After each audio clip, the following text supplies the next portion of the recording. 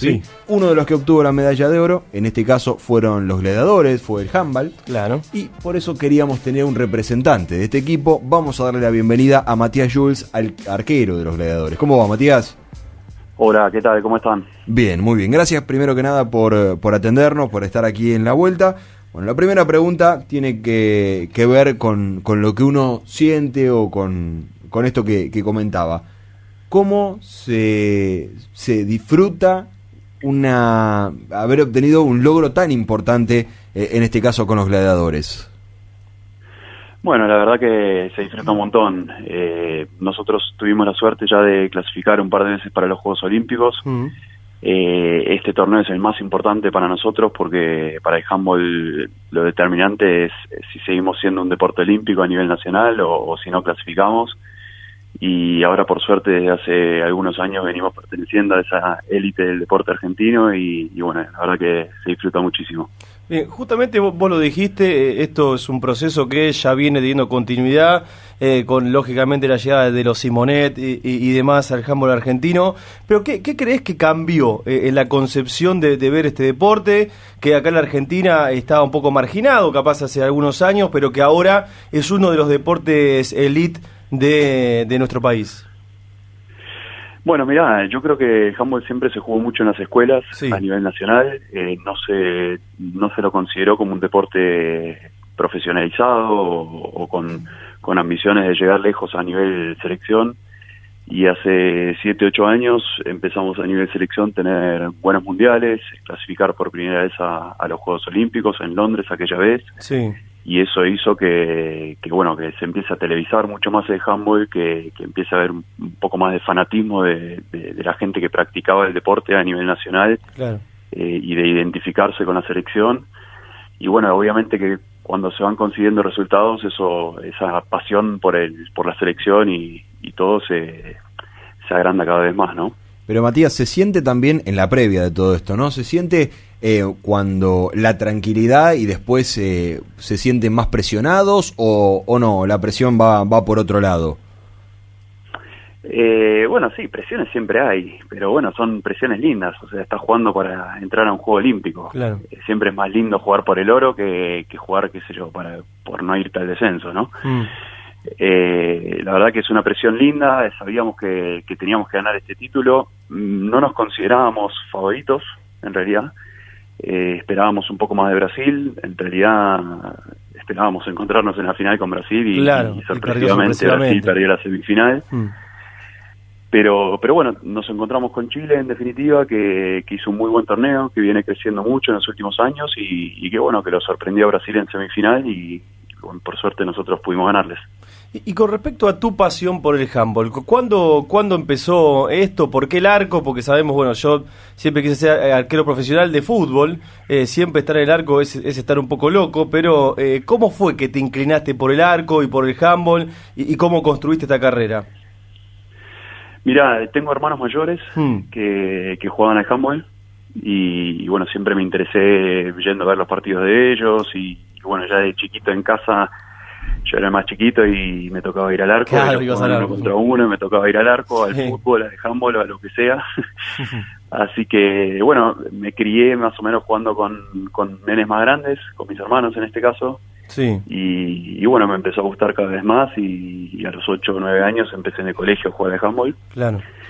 Después a los 11, 12 empecé a jugar en el club y bueno, de ahí en más mantuve jugando al handball toda mi carrera, ¿no? Bien, ¿y cómo se evoluciona en el arco, en este deporte? Se ve mucho video, se tiene que entrenar siempre con un atacante. ¿Cómo se puede evolucionar en este deporte de alto rendimiento? Bueno, hay muchos factores, obviamente, ¿no? Está el tema de la preparación física, que siempre es muy importante. Sí. Después, o sea, mientras mejor estés físicamente, más posibilidades tenés de atajar, obviamente. Y después, bueno, en los torneos estos cortos siempre es muy importante también el análisis de los rivales. Claro. Miramos muchos videos, analizamos de las distintas variantes de lanzamiento que tiene cada rival. Y bueno, al final ahí estás en el arco y tenés 1000 lanzamientos de los rivales en la cabeza y claro, tenés que... Y que todo puede pasar. Más o menos, exacto, tenés que prepararte de antemano un poco y tener en mente que ante determinada trayectoria su lanzamiento favorito es tal o tal, y bueno, en ese momento reaccionar rápido, ¿no? Y también eso te iba a preguntar, si se trabaja la reacción, si se trabaja también la plasticidad, porque el arquero de handball por lo general, incluso para quien lo mira de afuera, es muy plástico, se estira, se hace mucho de piernas también. Mucho de piernas, claro. Quizás otros deportes es más estática la tarea del arquero. ¿Eso se entrena? Sí, claro que se entrena. Desde chiquito ya la plasticidad, de todas formas, cada entrenamiento los arqueros se quedan más tiempo estirando y todo para poder llegar mejor a todas las extremidades del arco. Y bueno, y la reacción es algo que también se entrena por separado, pero también con el grupo. Cuando se practican lanzamientos o trabajos tácticos, se trabaja siempre la reacción. ¿Hay alguna tajada que te hace que te quedes más que con otra? Ahora justo me estoy reproduciendo el partido de la final con Chile, hay muchas atajadas muy buenas, una que atajaste y después vino una contra Argentina, pero ¿te quedás con alguna vos o ya englobás todo en la totalidad del torneo? Bueno, una es difícil. Creo que el momento determinante fue ahí al principio del segundo tiempo, que hubo varias atajadas seguidas. Hubo una muy linda que yo atajo y que Pablo Simonet después mete el arco vacío. Claro. Bueno, es una situación de doble gol en realidad, que no te hacen ni el que haces vos del otro lado, y eso a vos te agranda como equipo y al rival lo hunde, ¿no?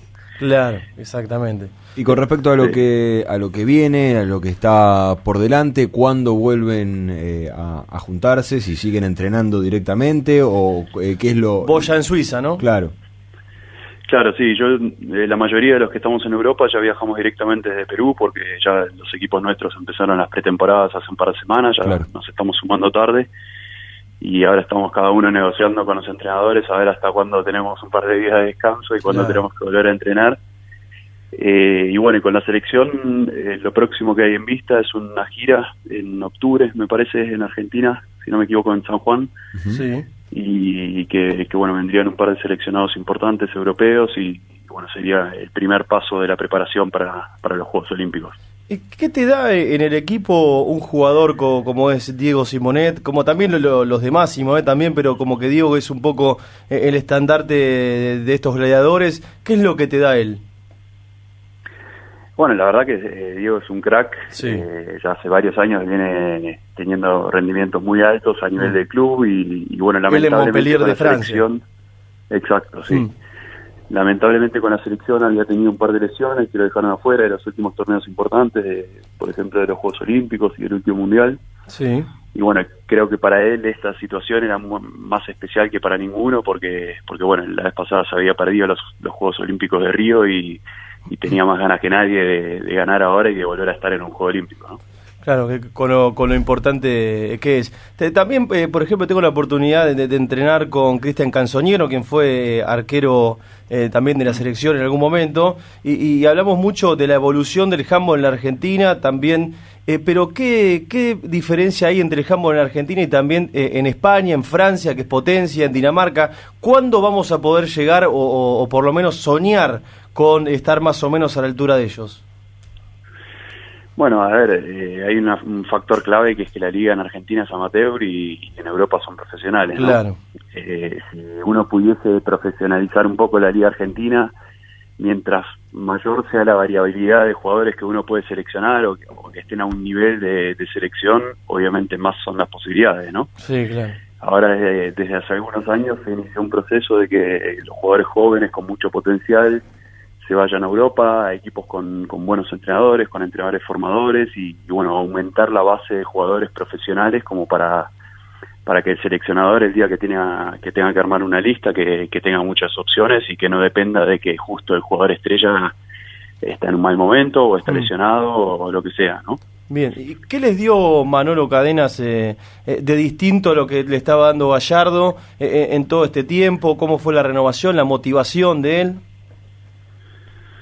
Bueno, obviamente todo este proceso y este grupo ya viene trabajando hace muchos años y bueno, en buena medida lo formó Daddy Gallardo y claro. Bueno, tiene mucho que ver también en este logro. A lo mejor lo que le dio Manolo, al ser un entrenador muy estudioso y todo, es por ahí un poco más de variante táctica, ¿no? Él es un entrenador que con el cual a lo mejor se analizan 30 o 40 formas de ataque distintos y de defensas, y bueno, cuando uno está acostumbrado por ahí a hacer 5, 6, 10 variantes distintas, de repente tener que hacer 30 es un cambio grande. Claro, sí, sí. Porque los jugadores tienen 1000 cosas en la cabeza, a veces se le mezcla alguna jugada o alguno entra un poco a destiempo porque no se acuerda bien la jugada o lo que sea. Sí. Pero una vez que eso está bien trabajado y que está bien aceitado, es muy difícil para el rival analizarte, ¿no? Porque claro, no saben por dónde le puedes entrar. Sí, termina siendo impredecible.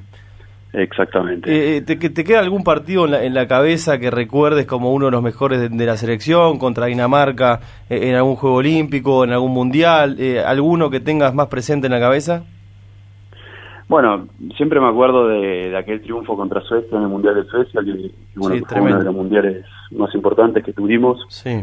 Y bueno, y después el triunfo aquel contra Brasil en Guadalajara, que para mí fue el partido más importante de la historia, dejando al argentino, porque eso significó la primera clasificación a un Juego Olímpico, claro, ¿no? ahí empezó todo. El quiebre de por fin convertirnos en deporte olímpico en Argentina, después de haber perdido las 2 finales anteriores contra Brasil.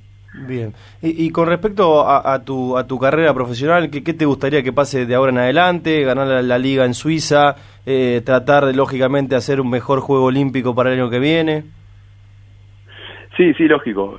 Ahora mi cabeza está puesta ahora estos meses en el club, claro, lógicamente, y bueno, tratar de hacer una buena base de pretemporada y todo, como para tener un buen año ahora por delante, que bueno, el año va a terminar en definitiva con los Juegos Olímpicos de Tokio, y no lo puedo decir oficialmente acá en mi club, pero para mí el objetivo número 1 ahora es Tokio. Bien, perfecto. Decilo bajito entonces, Matías. Un fenómeno. Por si algún sueco te entiende. Perfecto, gracias, Matías. Gracias por pasar por la vuelta.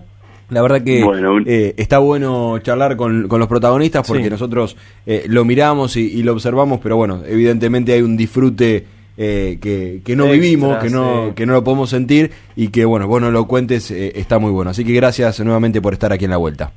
Bueno, muchas gracias a ustedes, un abrazo grande. Hasta pronto. Hablábamos con Matías Jules, arquero de los Gladiadores.